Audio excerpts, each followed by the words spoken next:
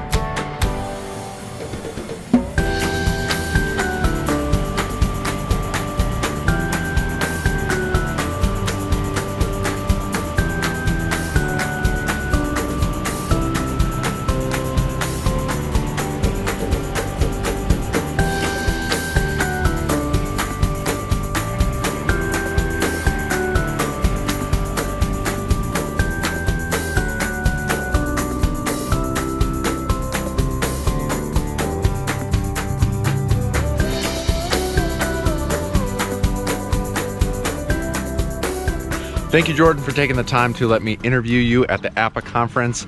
I have Ike coming on the show tomorrow, who is self-described as the oldest beginning farmer in the area in New York.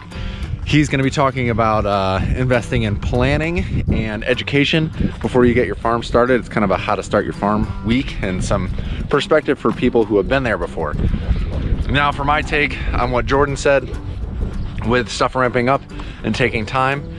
It's going to be different for everybody. Some businesses will move a little bit quicker, some will move a little bit slower. It will depend on the person running the business itself, the market, all the factors that go into being an entrepreneur. But you know, it's a process, and the more you enjoy the process, the more you love each step of the way, you'll realize that success is not a destination. Success is a lifestyle. Success is a way that you live. If you're happy with the choices that you make and the consequences of your actions, be it good or bad, then your life is going to get a lot better. It's all how you perceive it. It's all up here. You're not going to find success and stop and say, I'm here, I've done it, and that's it, because then you're missing something. You know, that's why entrepreneurs never sleep, is because there's always something to improve upon. There's always something more to do.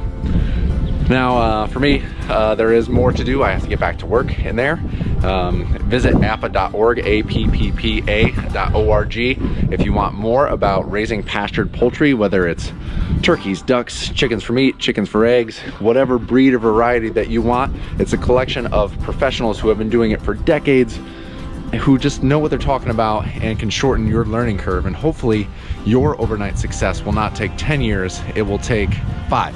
And maybe we can cut that in half by standing on the shoulders of giants, and those giants are located at APPPA.org.